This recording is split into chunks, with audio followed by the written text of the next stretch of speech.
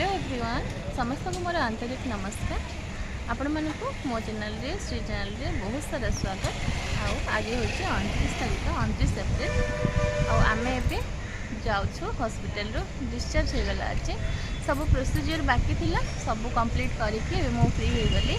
भाई मोर ये बस देखे दूसरी आपण मानक सब पैकिंग हो गला जिनस पत्र बाहर ये हॉस्पिटल बाहर मो ऑटो को वेट करछे। ऑटो आसो आम टे बुक स्टोर टिके जबार अच्छी भाईर किसी दरकारी तार दरकार अच्छे आउे आम स्टेशन पलैबू स्टेशन में वेट करूँ आम ट्रेन अच्छी को हॉस्पिटल को आसती जे मुझे देखे दूसरी बहुत बहुत भल लगे ये हॉस्पिटल डॉक्टर फैसिलिटी सब किसी बहुत भल लगे मु तो कहबी कौन से प्रोब्लेम हेले आपण मैंने भी क्वालिटी जदि आसबार अच्छी ताहले यही हॉस्पिटल को आसतु देखु फ्रंट साइड देखे दूसरी कौटी अच्छी जे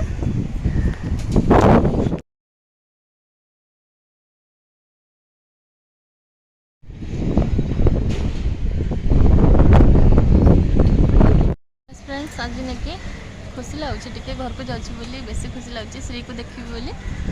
ठीक अच्छे आम जाऊँ एबे ऑटो आम स्टेशन को भी पलैबू।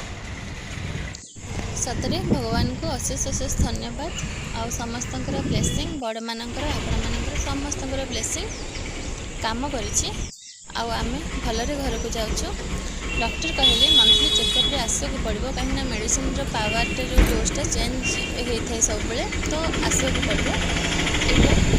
बापा तो टे आगु पलि जाइए बापा देह खराब है तो से घर को मुझे पठेदेली देह बहुत खराब हो जाता आ ये भाई आ मु एका दी जण यहाँ जाऊँ एम्बुलेंस करी कहली जे भाई मोर जिद कला मना कला एम्बुलेंस रे मुझे जीविनी कहला से बाध्य होकि मुझे ट्रेन टिकेट कली आते ना ट्रेन रे भी ताकू सोइबा को कंफर्टेबल लागिलानी तो टिके ताकू ज्वर आसीगला सर्जरी होना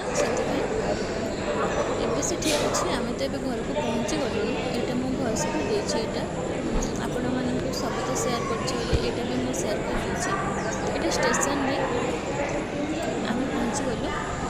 मो quality station time fast time यहाँ मुझे आसली मुझे जाइनी आते राति 9टार आमर ट्रेनटा थिला आमे 2टा बेल को पहुँचलु। बापा आउ जन आम मित बापा दी जन आमको रिसीव करने केसिंगा स्टेशन को आसते आमको भल रिसीव करके घर को आणिले। आ श्री को भी मो नानी मत काली 4टा बेल को आनीदे आ श्री मत देखिकी पूरा चमकी पड़ा माँ बोल कि पूरा धाई आसला। हॉस्पिटल काम आउ जर्नी टिके भल लगुनि भल लगिले मो श्री सहित आपण मान सहित बहुत जल्दी आसबि आपण मानक पुणी थे बहुत सारा धन्यवाद समस्ते मते बहुत सपोर्ट कले।